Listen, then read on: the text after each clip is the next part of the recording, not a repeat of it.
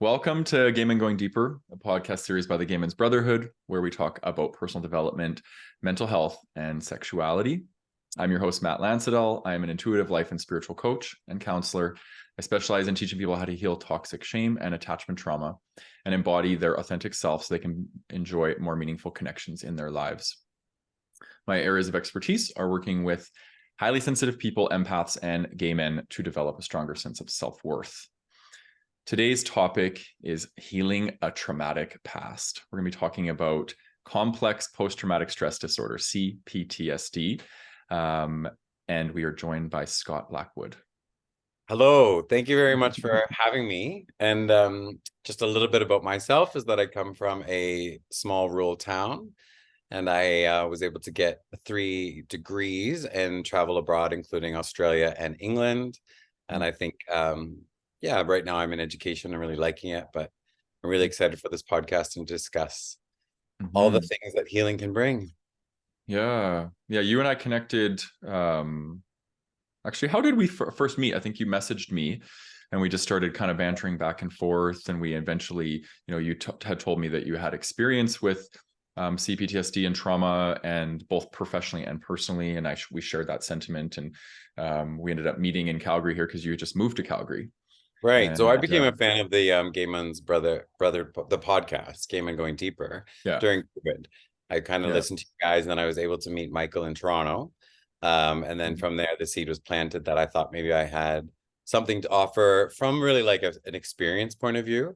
I do have a background in neuropsychology, so I'm able to understand the neuro kind of mechanisms and the biology that happens with people with trauma. Yeah. But sort of learning to apply that to my own life and my own situation rather than to somebody else. That kind of made me think, maybe my story could maybe help somebody out there, just like many of the episodes that you guys have done, really connected with something in me and made me think it's time to maybe start talking. And since then, listen to your podcast, and I think you guys are really talking about some good stuff, and it's helping to heal a lot more people than maybe we think it might be. Thanks, Scott. I appreciate that. And just to kind of give people an idea, so I was about a year ago, I was diagnosed with CPTSD. I was having a lot of what appeared to be ADHD symptoms. My mind was not, I was losing my train of thought a lot. I was having a lot of emotional ups and downs. I was finding that I was struggling with mood and energy levels and these sorts of things. So I decided to see a psychiatrist and did an assessment and came back that I had some stuff, complex PTSD. So what we want to do, for some people that are listening might not know what that is. So I want to give a bit of a breakdown. So first of all, we'll talk a bit about trauma. Like, trauma is this giant umbrella, right? And it includes so many different things. You have PTSD, CPTSD, you have chronic trauma, or PTSD, chronic PTSD. So what we're talking about today is complex PTSD, which is relational or attachment trauma. Okay. But trauma itself oftentimes has people have a lot of misconceptions about trauma and the impact of trauma. And we view trauma as these big T traumas. Okay. Absolutely. Which is I think for me, it was, I did some therapy when I was younger, and I was sort of, I was sort of looking for a diagnosis of like anxiety, must be depression, it must be something else. And it wasn't until I got into a certain type of therapy that people, professionals started mentioning that this is a trauma response happening because of this thing that happened to you. And I wouldn't really accept that, because to me, the word trauma was only applicable to people who had suffered in war and rape and something, and that's sort of what we were conditioned to believe was the definition of trauma. Exactly. And I think that as a gay man myself, and our population, our community, there's a lot of trauma that happens within our community, but we weren't allowed to express it as such. Exactly. Yeah, exactly. So, oftentimes people think trauma is big T. That's the kind of the lingo, big T trauma, little T trauma. But what I've learned in a lot of the research I've done in trauma and with my own trauma is that trauma is a wound. Okay. It's a rupture that happens, and especially relational trauma. It's repetitive ruptures that are happening within a relationship. And this wound is essentially the meaning. Well, trauma is essentially the meaning that we make of this wound.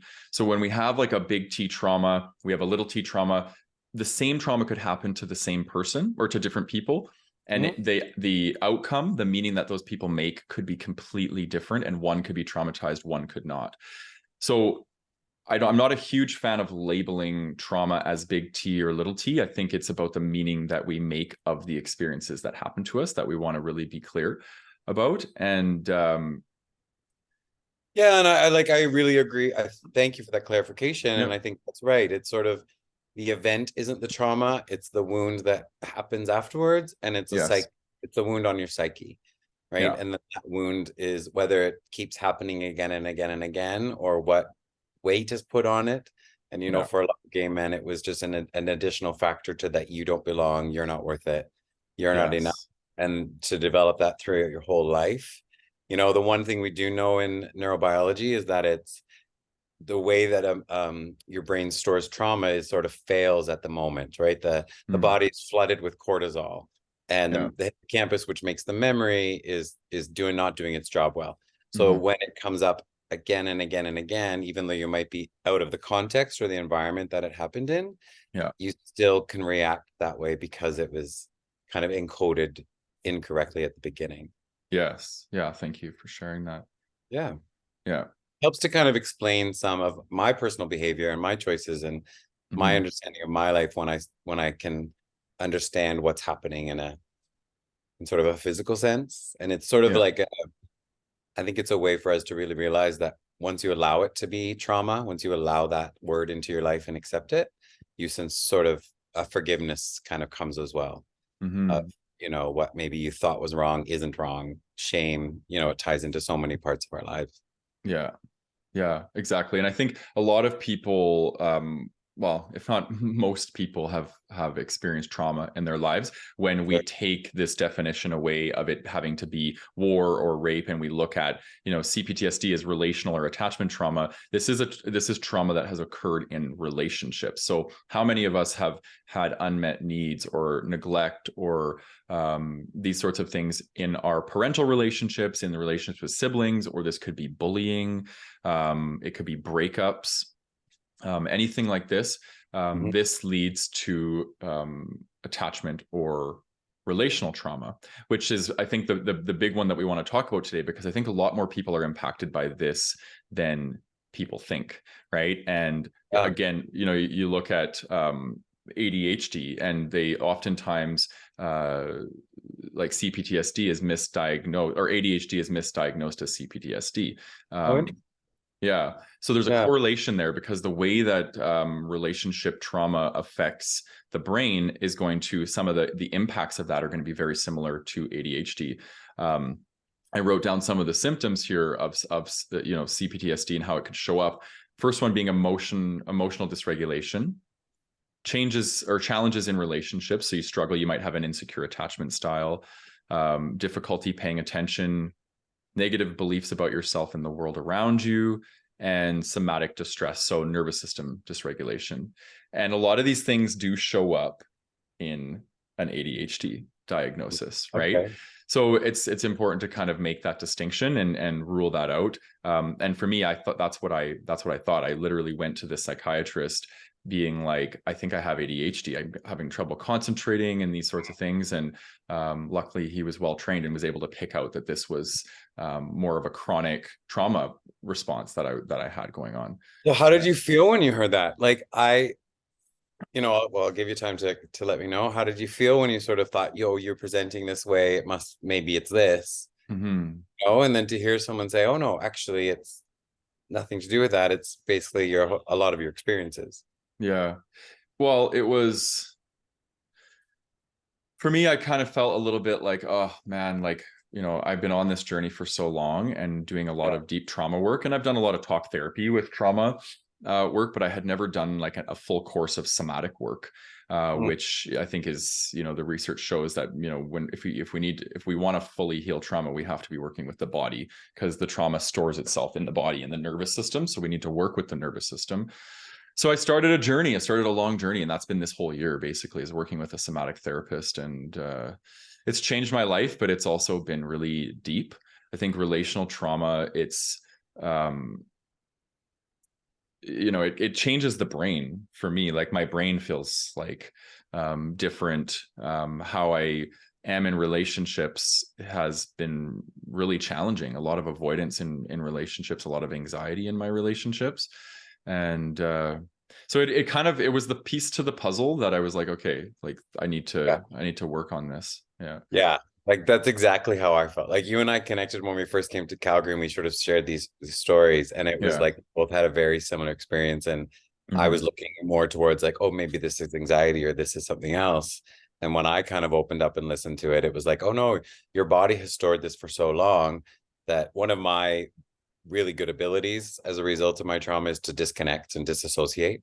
And that's one thing I can do from my body. And so in a relationship, in any relationship, work, peer, close, not close, I can feel my own body sort of starting to get ready for something bad that my body thinks going to happen. And I'm just starting that work of somatic therapy and getting through that to see how it goes. But I think you're right. The nervous system definitely needs regulated. And I think unless you become aware of the fact that what is your triggers and what is your trauma, your nervous system won't ever kind of come down. Yeah. What does that look like for you? Like dissociating just looks like, well, so that was my trauma comes from having grown up in a rural town, and at the age of about 8, I just got called a faggot. So from about early grade 4 to all the way to high school, to the point where I actually skipped a grade in high school. I went from grade 11, skipped grade 12 at the time. I'm aging myself, but then I went straight to OAC.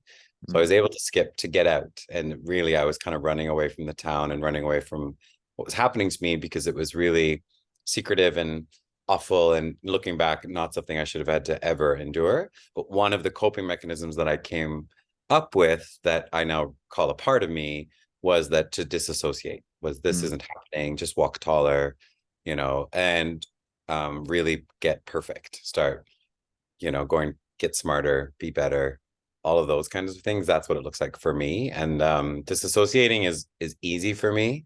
And sometimes I don't recognize when I'm actually doing it, because it's just such a habit now and even as a 43-year-old man, I can disconnect. If something comes up that I'm not aware of, I'll just disconnect. And it's not as in a multiple what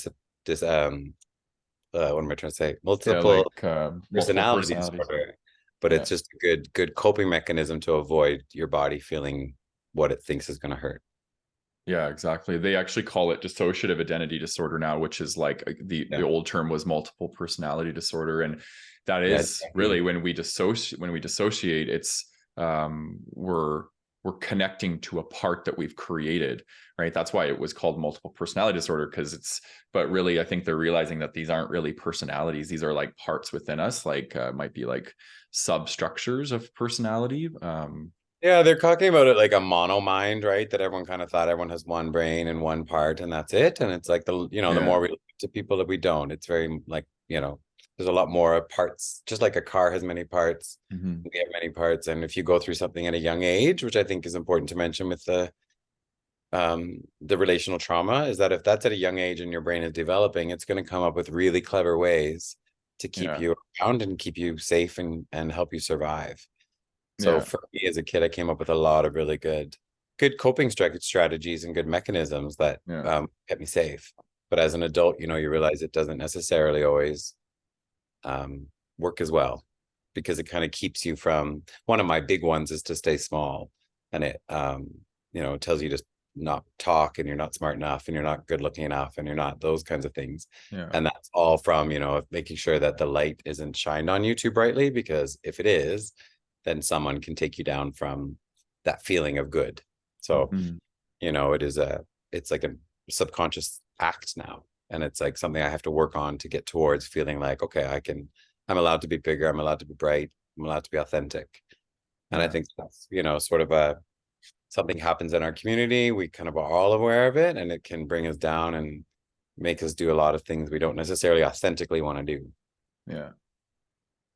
Yeah. I think a lot of people are going to relate to what you just shared there. And I think a lot of people in our community have been bullied for being gay and called faggot and queer and these sorts of things when we were younger. And yeah, I'm sorry you had to experience that. It's I'm curious about the impact that had on you. So the biggest, I'm going to tell a story that I think kind of sums up the impact. And okay. I was I'd skipped a grade in high school, and then I relocated to Toronto. Long story short-ish, I was at a nightclub once, downtown Toronto, which is quite, I know it's not not the epicenter of the world, but at the time it was kind of a big place for fashion and movies and things like that. And my friend and I were out, and we were just having a nice night out, and I was approached to be a model, and I'm 21 at the time. And I got the card. It was Elite Modeling Agency, one of the big ones, blah, blah, blah.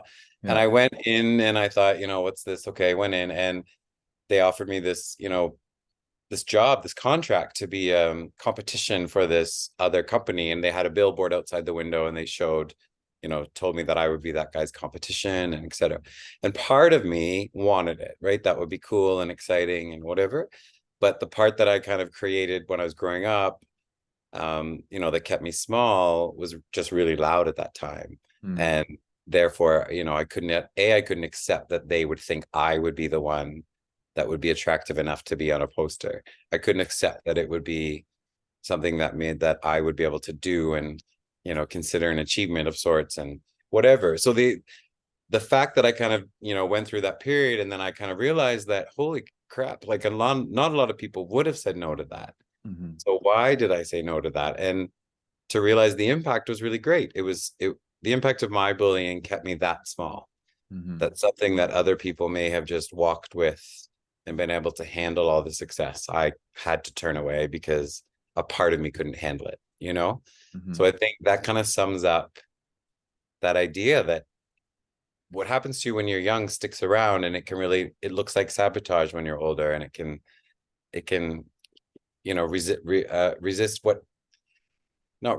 restrict what you can do and what you think you can do, and you're confident. So I think it really has an impact more than we realize. Like, we know the neuro parts of it, we know the psychological parts of it, but the real life part of it, when all of these are applied, is like, it can really take you down, and I think there's a lot of gay men that have spent some long days and long nights in really dark spaces, and I think it's time to sort of maybe look into what's happening with somebody and check yourself out, but also forgive yourself that it's not your fault, and allow yourself to be authentic is going to be my life's work. And it's the bully has a job that happens kind of, it's one and it's done, and for the rest of my life, it'll be something that I have to kind of work on. So on that point, I'm in education now, and one of my goals is to control that a bit better. Because when I was a kid in school, I wouldn't say, I mean, they knew what they knew at the time, but I wouldn't say it was handled well, right? I think that it would be, to go back, there could have been things that maybe prevented what happened, but now we know more and we do better. So hopefully that's something I can help out with. But yeah, the impact is pretty deep. Yeah.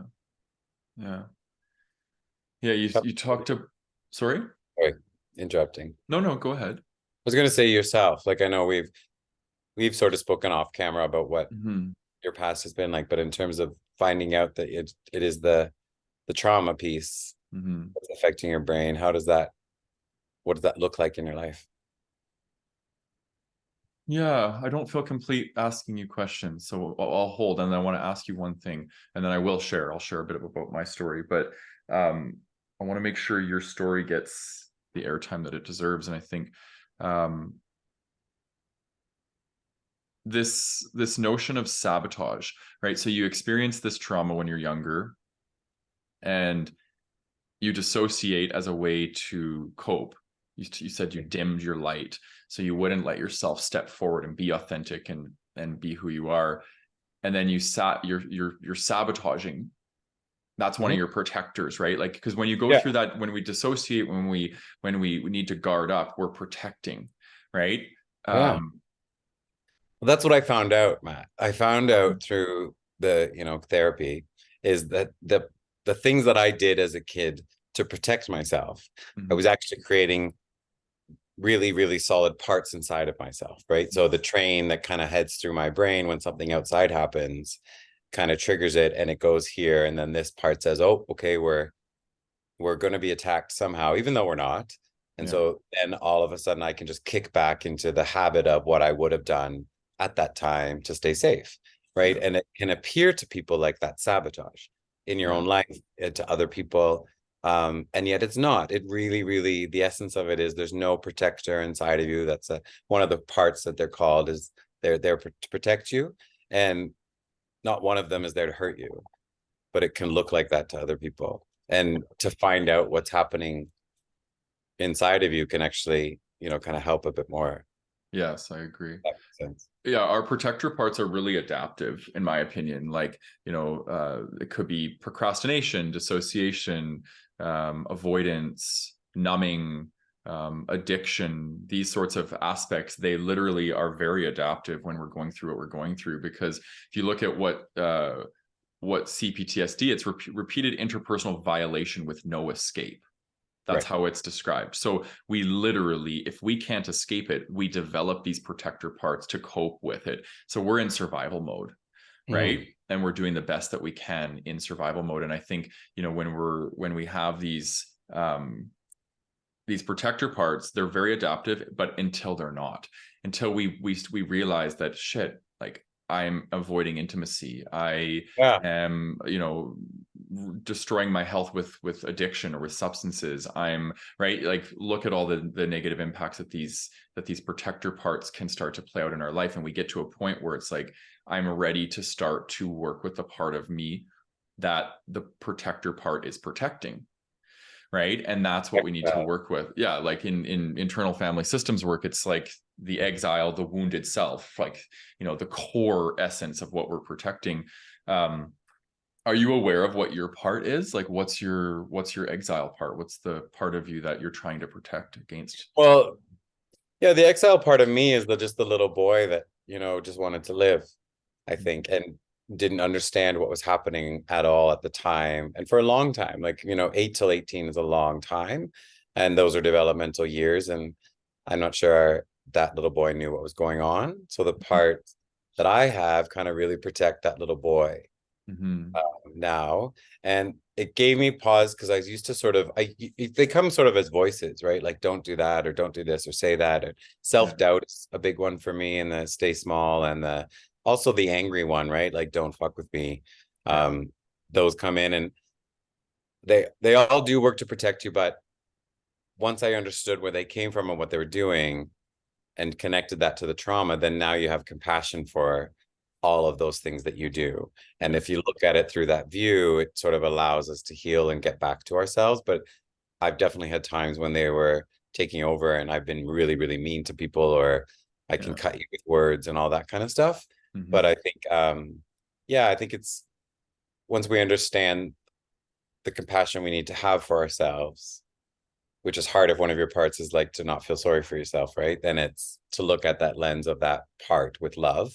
And then ask, getting those parts of you, which we all have, to sort of support you differently as an adult. But I think it is tricky, especially you mentioned intimacy, and, it's sex in the gay community is something that you guys have talked about on the podcast, and intimacy and how to make those connections. And I wonder sometimes if maybe there's just a lot of individuals in one room with a lot of trauma and a lot of parts trying to figure out what to do, and it kind of ends well, and it doesn't end well, and for me, I grew up, and when I was in Toronto, I kind of befriended a bunch of people that were maybe, their be perfect parts were really at play. And so it was like the good looking, the fit bodies, et cetera, and they put people down quite a lot. And I think, well, looking back, maybe that was actually them sort of trying to cope, right, versus trying to actually be mean.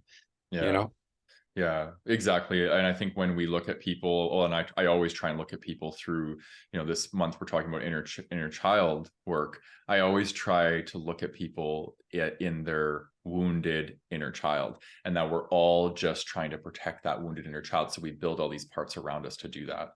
Right. And We do. And, you know, I can speak to that experience. It's funny, the night that I met Michael, actually, I was out at a conference afterwards, and I was at a conference about sexuality and education. And long story short, this person that I'd never met, I walked into the room and I was a bit late for the conference. And then I was just wearing like a turtleneck and a blazer, and I left. And the next day we all went out for lunch. And this one guy said, "Oh, you know, as soon as you walked in the room at my table, there was like 10 of them at one table, said that guy would never, you know, he's such a snot, look at him. And he's so conceited and all this stuff." And at first I was, you know, it hurt. And I thought, you know, that's obviously been your experience with people that look like me or dress like me or whatever. But I was like, I was running in late. I was, you know, wasn't really, you know, fully attentive or whatever. And I thought, but that's how it starts, right? So that view of what he holds on, what other experiences he has is being applied to somebody else like myself, who maybe has like a little bit of trauma myself, and that hurt me, and then I would hurt somebody else. And it's sort of like this trickle effect of, you know, if we kind of have to make sure we look at our own parts and what we're doing, looking at a lens of compassion for each other versus sort of being standing in the corner and, you know, that gay, witful, you know, witty man. So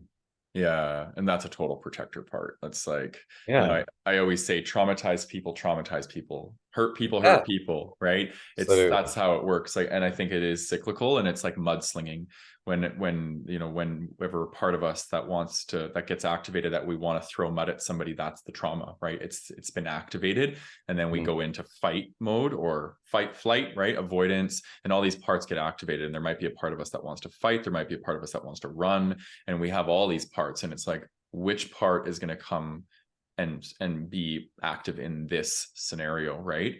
So it's like it's like a big wall, and each brick is a part, right? And when we do this parts work, we're really looking and examining each brick and saying, okay, what is this brick's job? What is this brick's fear? Why is it in place? And we start to get a really good, clear sense of how our parts are showing up in the purpose that they're serving for us. And then we can start to heal them and heal the fears, and then we can start to emerge with the essence of who we are, which in IFS, it's the self energy, right? Like that essential self. The seed of the self. Yeah, and I think that's a really good metaphor, because you sort of, if you're building those bricks and you're not looking at how well they're laid out and the structure and the function and the purpose of them, you know, your wall can all of a sudden go jaggedy and fall over. And for me, that's, I think, the impact of it as an older man is, you know, not having done the work maybe close enough to the time to look back at the healing part, or to what needs healed, and then build on that, rather than trying to build on an already kind of unsteady wall. And I think one of my favorite quotes that Brene Brown says is that our learning kind of catches up with our experiences. So for me, I kind of realized that my whole life has been sort of, I'm learning about what actually happened. And, you know, I think it's what we can pass on in our generation right now to hopefully other people that are experiencing it now, is like, try to heal kind of try to get onto that healing ride as soon as you can, and recognize and be allowed to call it what it is, what's actually happening. I love that. I want to introduce this book has been such a godsend for me. It's called Transcending Trauma: Healing Complex PTSD with Internal Family Systems Therapy. Hey, there you go. And it's great. It's very psychological for sure, but I'm into this sort of stuff. I do therapeutic work. But for the average person, it might be a little bit too clinical. But for people that are into this sort of stuff, this is great. And actually, Frank Anderson, he's also gay. I learned. So he's one of us, which is awesome, and he does a lot of great work in. He works alongside the pioneer of internal family systems therapy, which is inner parts work, which is what we keep referring to. But some of the parts that he describes, and I'll just read them out, okay? So people can maybe take a mental note and be like, okay, yes, I do that. Yep, I do that. Because these are the common ones that we use. And I will say that these are all parts that are developed out of trauma responses, right? So we have these trauma responses and we've done episodes on this before, fight, flight, freeze, and fawn. Okay. And then the fun one was I found out listening to you guys. I've done that. It's an interesting one. People pleasing and these sorts of things. Yeah. So being a gay friend. Yeah, exactly. And when we have these responses, so you'll notice that you could take all of these parts that I'm about to list, and you could place them under each of these categories, right? Because that's how we respond to trauma. We either run from it, we run towards whatever's coming and we fight it, or we please it, so it'll go away. We avoid the conflict of it. So, in a pretty dress, right? Exactly. Yeah, for sure. So dissociative, so like numbing, cutting off from your emotional world. Suicidal, shaming, addictive, passive, perpetrator, substance using, sexually excessive, sexually avoidant, depressed, panicked, anxious, critical, hypervigilant, storytelling, worrying, controlling, shy, rigid, rageful or angry, intellectualizing, obsessive, and conflict avoidant. So they're all of our parts are going to fall under any of those categories and or be exactly that, right? So and like the goal is, right, is the dysregulation and regulation piece. I think like all of those can make yourself dysregulated, your nervous system's on fire, and then your brain's not working well, and so you're trying to regulate that. And those sometimes can be the way, and that the categories you just mentioned can be sometimes the way that you're going to regulate your body. Yes, exactly. Yeah. Exactly. Yeah. So this, it's okay that it's clinical, because I think a lot of people have access to, more clinical language today, and it's okay to make it more accessible. Because I think once you get to the root of it, it's all just saying, here's maybe why you do this. There's a lot of. Yeah, I agree. And for me, like I would recommend reading this. It is, it's a manual kind of like for therapists that do trauma healing work, but it's still very beneficial for the person that is experiencing CPTSD to kind of understand the healing modalities that are out there. And this is just one of them. Like IFS is one modality that's showing that research is shown to be, for CPTSD. So and I'm just being introduced to it, and I can really see it as a good functional therapy, and I think it makes sense on a logical level, but it also does sound a bit out there for people that are just beginning. But I do realize that once you get onto this, I guess, investigation for myself, really, that you have to kind of be open to the fact that not everyone's going to understand our story, not everyone's going to be able to relate to it, and therefore things that we might talk about, or things that any one of the gay community might talk about, are really going to be hard for some people to understand. Yeah. Because, luckily you haven't really gone through something enough that, causes all of these things to happen to us. Yeah. Yeah, exactly. It's okay that other people don't understand, and I think for me, if you find out that people are going into therapy and, with one thing in mind, and they find out it's another thing, I think that's okay. Because at least you're on the, on that point of the possibility of moving on. And I love that title, Transcending, because the one thing we know about trauma, it's not the event, it's the wound, and a wound can be healed. Exactly. Yeah. And Frank actually talks about his experience with trauma, and that he had CPTSD and that he healed it, and just some of the shame that we can have as clinical people in doing this work, that we feel like we should be perfect and we should be healed and we shouldn't have trauma. And for me, I carried that for a long time, and probably that's why I avoided doing some of this work earlier in my career, because a part in me, which was probably a bypassing part, an avoiding part, was just like, pretend like it's not there, pretend like you don't have it. Right. But it's interesting when you do that for me, when I do that type of work with people, it's like you have to have a deep connection to your seat of yourself in order to do this work and help people transcend their trauma. So the more work I'm doing in this space, the more I'm able to support people, and the better clinical work I'm doing with people, which is absolutely, it's really cool to see that. Well, I'm really glad you brought that up, because I think it is like, I 100% relate to that I wouldn't be allowed to have trauma. I wouldn't be able, that's not true. I'm better than this. I'm perfect. I'm, striving for perfection. You can't tell me that I have this trauma, especially when it was a word that people just only ever associated with what we talked about earlier. Right.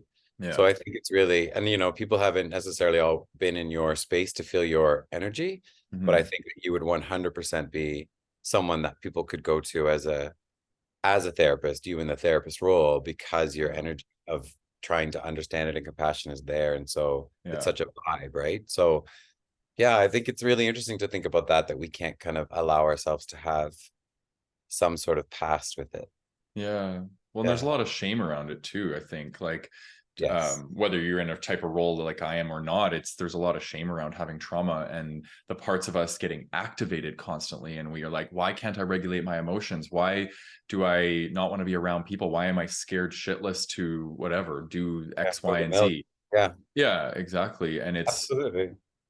Since I've been doing this work, this is really fascinating because I'm realizing my patterns of dissociation throughout my life, in more specifically in doing this somatic work. So it was like, I think I did a course of 9 months with this woman, and it was like deep somatic work. Like my pelvis would be tremoring. I would be like, just my body was releasing essentially all of the stored trauma that was in my body. It was releasing, and I'm still kind of in this right now. I'm in the thick of it. I would say I'm more closer to the end of this course of healing this than I am in the middle, but I'm still in it. And I'm experiencing fear in my life like I've never experienced it ever. Like I've had days where I don't even want to leave my house because I'm terrified of running into people or people seeing me. Because when I'm doing this work is my protector parts are healing, but then my sense of self, my seed of self has not been used to being out and exposed to people. And my authentic self has had all these parts kind of negotiating with the world around it. And which is probably aspects of inauthenticity, right? If you think about the parts, a lot of them are not authentic, and they're parts they're like trying to prevent you from being authentic, right? Because exactly wasn't safe. Yeah, exactly, yeah.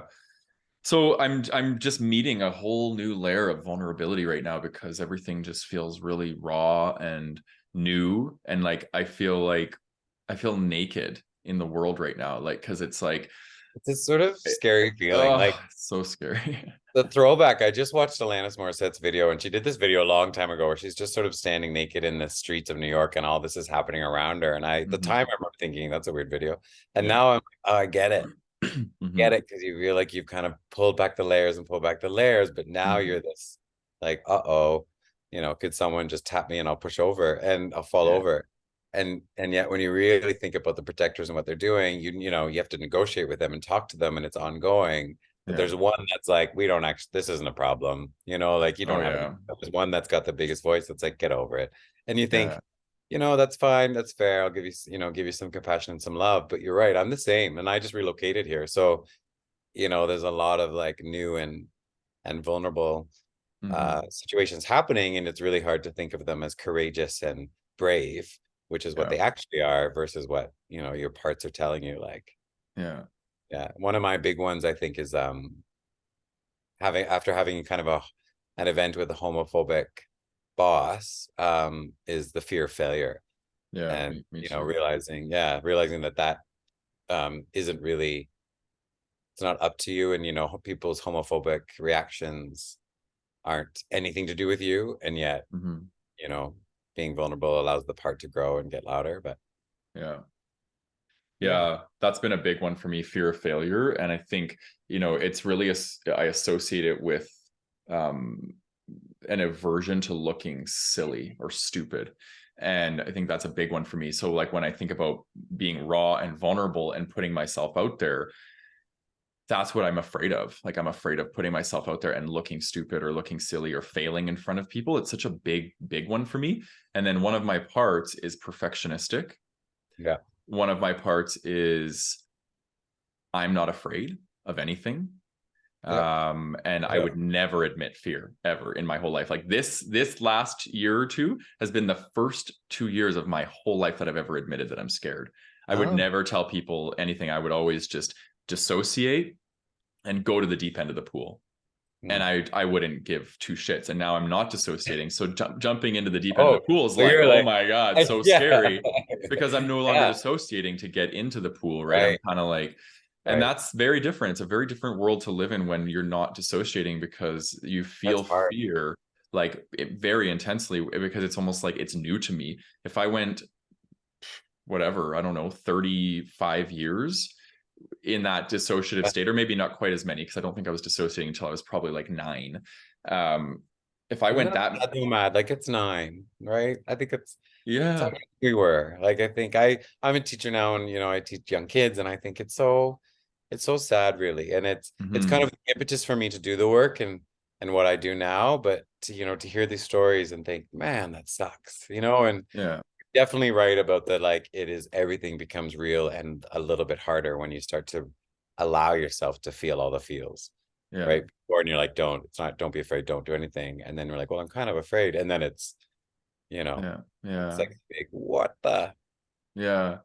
Yeah, it makes me, I want to share my story, like a little piece of my story, because and I will say this, it's really interesting because you and I were supposed to record this last week. We didn't, because I was struggling. I canceled on you twice because I had been struggling.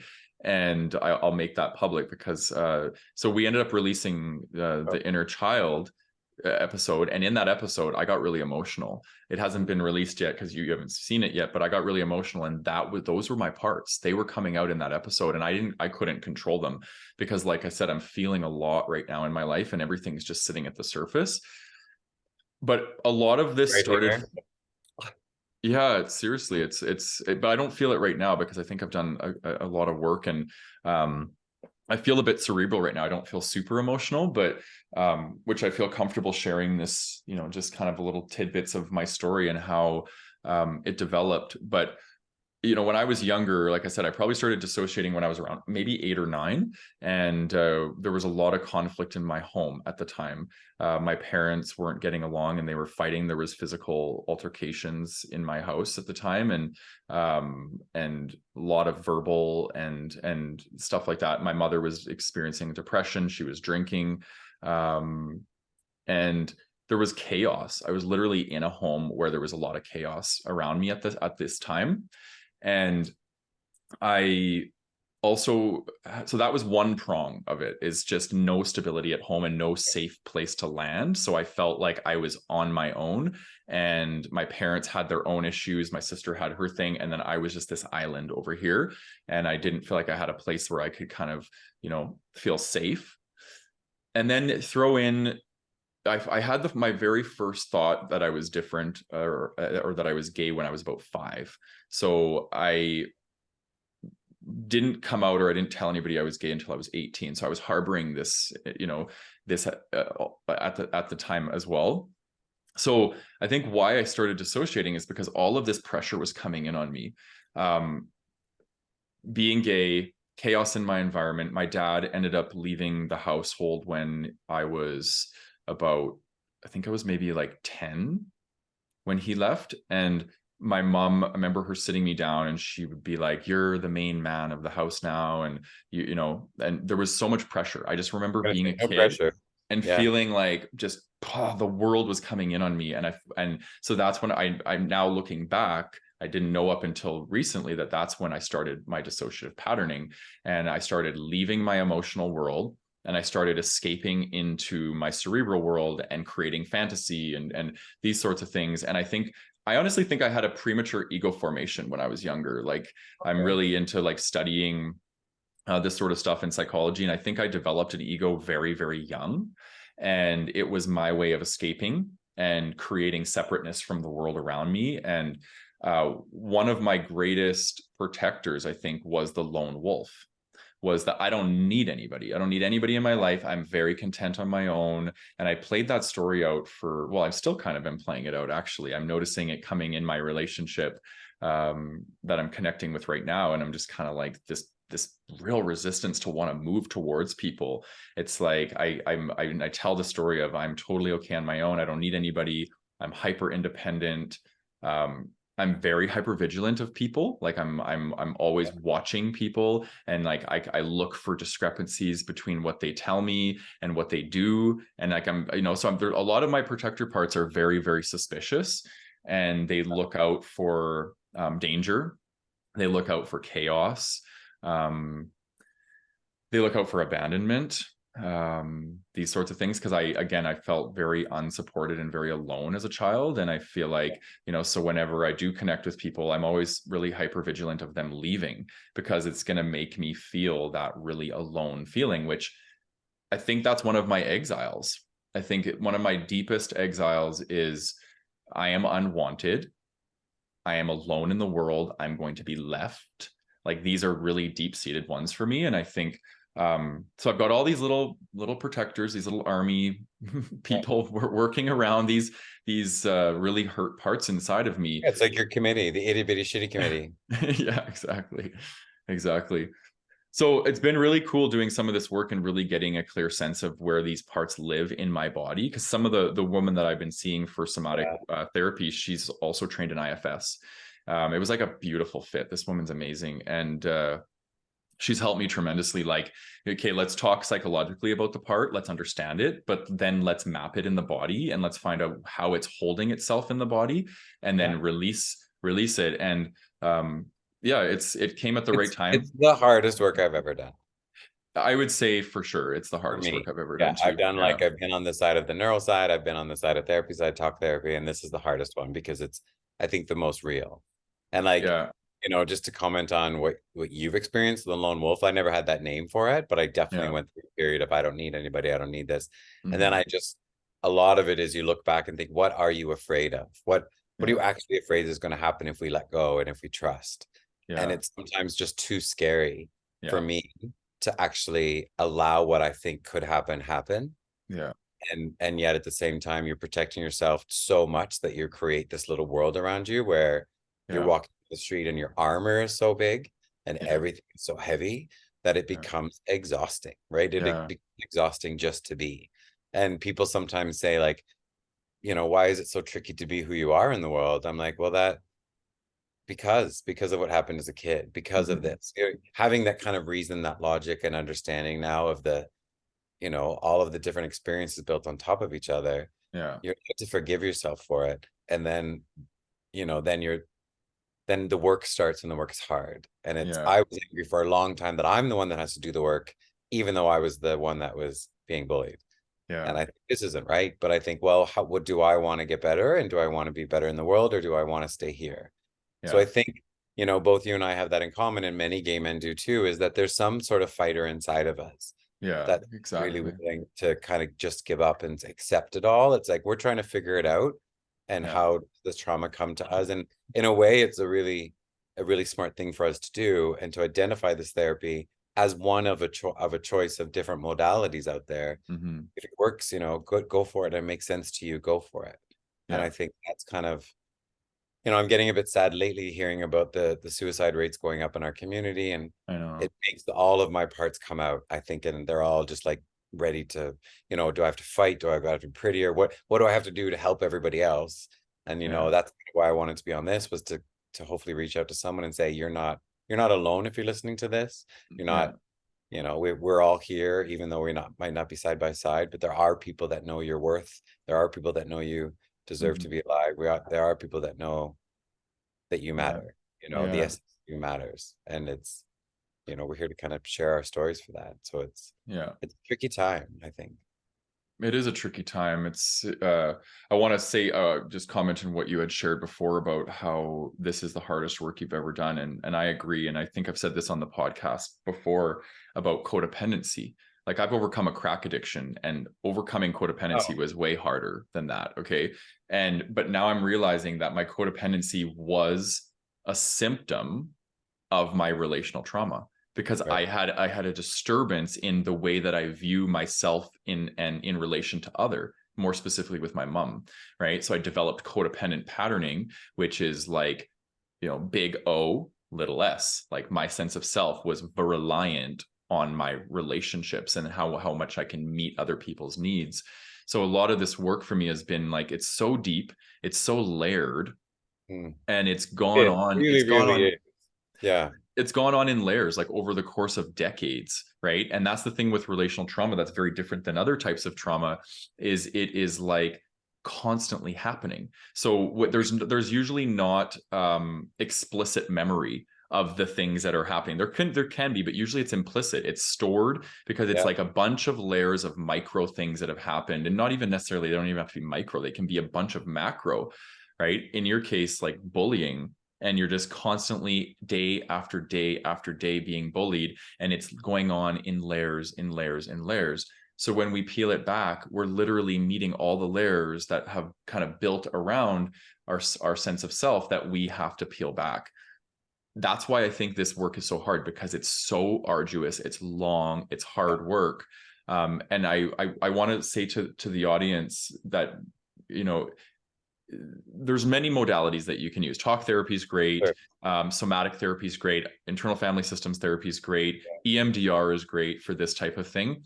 So find a therapist or a coach or a counselor, whoever that specializes and is trauma trained, that can help you with this, because I honestly think that's one of my biggest regrets, is not approaching support sooner, because my trauma told me people aren't safe. So absolutely. I didn't even go towards like working with a therapist until like, much later in life. I wish I would have started working on my CPTSD much younger, because it would have been, my life would have been a lot different if I would have. Absolutely. I have one memory when I was in school of a counselor being brought in to talk to me as a kid in school. And now that I'm in the position I'm in, I'm like, that should have happened way more often. But I 100% in the same. And my part was I was doing neuropsychology and I was in that world. Mm-hmm. And so therefore I couldn't have anything. Yeah, exactly. And to be afraid of, like, it's not a label. Having trauma isn't a label. It's an experience, and it makes, things that happen make sense.